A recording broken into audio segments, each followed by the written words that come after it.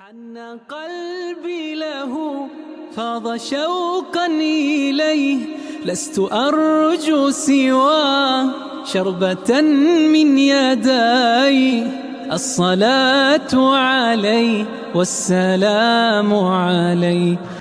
തായ്ലൻഡിലെ മസ്ജിദ് മദ്രസ കമ്മിറ്റികളുടെ ധനശേഖരണാർത്ഥം സംഘടിപ്പിച്ചു വരുന്ന ചാരിറ്റി ഇവന്റിന്റെ വിശേഷം കഴിഞ്ഞ എപ്പിസോഡിൽ നാം പറഞ്ഞിരുന്നുവല്ലോ.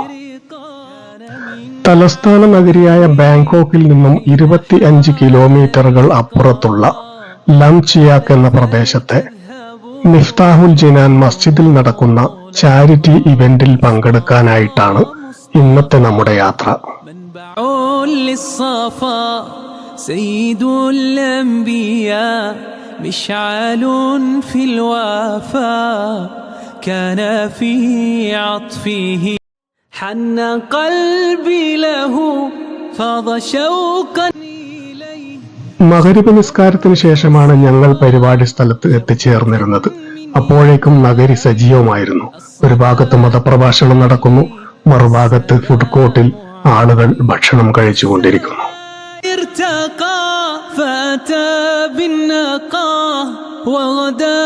പരിപാടി വീഡിയോയിൽ പകർത്തിക്കൊണ്ടിരിക്കവേ ഇവിടുത്തെ പ്രമുഖ സോഷ്യൽ മീഡിയ ഇൻഫ്ലുവൻസറായ ഇസ്ഹാഖ് എന്ന സഹോദരൻ എന്നെ മാടി വിളിച്ചു.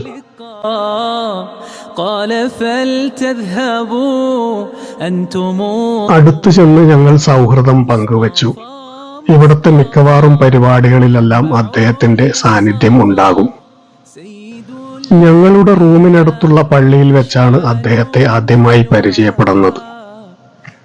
ഒന്നിച്ചു നിന്ന് ഒരു ഫോട്ടോ എടുത്ത ശേഷം ഞങ്ങൾ രണ്ടുപേരും ഞങ്ങളുടെ ഡ്യൂട്ടി തുടർന്നു. പ്രഗത്ഭ പണ്ഡിതന്മാരുടെ സാന്നിധ്യത്താൽ വേദി സമ്പന്നമായിരുന്നു.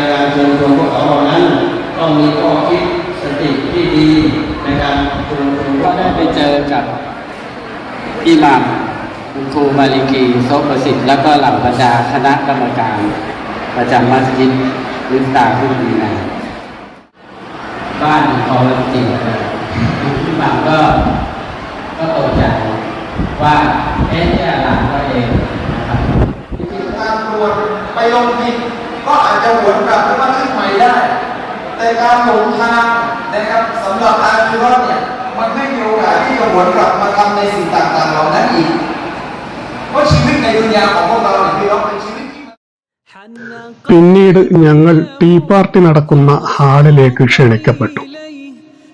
അതിഥികൾ പലരും ചായയും കുടിച്ച് അവിടെ നാട്ടുവർത്തമാനം പറഞ്ഞിരിപ്പായിരുന്നു. പ്രധാന അതിഥികളെന്ന് തോന്നുന്ന 2 പേർ എന്നെ വിളിച്ച് കൂടെയിരുത്തി. അല്പസമയത്തിനകം ചായയുമായി ഒരു വളണ്ടിയർ എത്തി.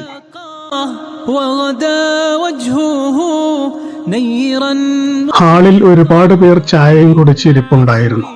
ചായ കുടിച്ചു കഴിഞ്ഞവർ നേരെ ചാരിറ്റി കൗണ്ടറിൽ പോയി തങ്ങളുടെ സംഭാവനകൾ അവിടെ ഏൽപ്പിക്കുന്ന കാഴ്ചയും കാണാമായിരുന്നു.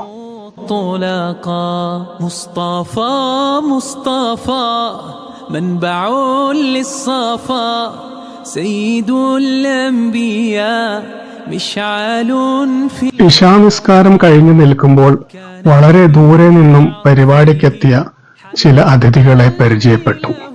അവരോടൊപ്പം നിന്ന് ഒരു ഫോട്ടോയ്ക്ക് പോസ് ചെയ്യുകയും ചെയ്തു.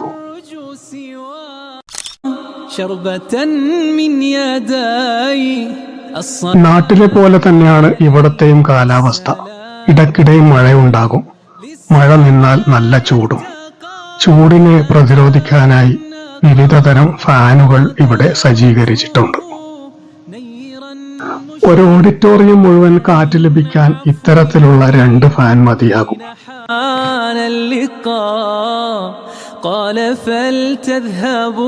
കഴിഞ്ഞ എപ്പിസോഡിൽ പറഞ്ഞ പ്രകാരം ഇവിടെയും വിപുലമായ ഫുഡ് കോർട്ട് ഒരുക്കി വെച്ചിട്ടുണ്ട്. سيد الأنبياء مشعل في الوفاء كان في عطفه حن قلبي له فاض شوقا إليه لست أرجو سوى شربة من يدي الصلاة عليه والسلام عليه للسماء ارتقى فأتى بالنقاه وغدا وجهه نيرا مشرقا. ഭക്ഷണം വാങ്ങുന്നവരുടെയും കഴിക്കുന്നവരുടെയും വലിയ തിരക്കായിരുന്നു അവിടെ അനുഭവപ്പെട്ടിരുന്നത്. قال فلتذهبوا أنتم الطلقاء مصطفى مصطفى منبع للصفاء سيد الأنبياء مشعل في الوفاء كان. ഭക്ഷ്യവസ്തുക്കൾക്ക് പുറമെ വിവിധ പ്രൊഡക്റ്റുകൾ പരിചയപ്പെടുത്തുന്ന കൗണ്ടറുകളും കാണാമായിരുന്നു. കൂടാതെ റോഡിനിരുവശവും വസ്ത്രങ്ങൾ വിൽപ്പന നടത്തുന്ന ആളുകളെയും കാണാമായിരുന്നു. الصلاة عليه والسلام عليه للسماء ارتقى فأتى. 100-ലധികം വിദ്യാർത്ഥികളും 10 ഉസ്താദുമാരും സേവനം ചെയ്യുന്ന ഒരു മദ്രസയും ഉണ്ടിവിടെ. ഞങ്ങൾ തിരിച്ചു പോരാൻ ആരംഭിച്ചപ്പോൾ ഗേറ്റിന് പുറത്തു വെച്ച് ഏതാനും അമുസ്ലിങ്ങളായ കോളേജ് വിദ്യാർത്ഥികൾ ചോദിച്ചു, ഞങ്ങൾക്കും അകത്ത് കയറാമോ? ഓ, അതിനെന്താ കുഴപ്പം, കയറിക്കോളൂ എന്ന് ഞങ്ങളും മറുപടി പറഞ്ഞു. എല്ലാം ചുറ്റിക്കറങ്ങി കണ്ട ശേഷം സന്തോഷത്തോടെ വന്ന് എന്നോടൊപ്പം അവർ ഒരു സെൽഫി എടുത്ത് പിരിഞ്ഞു.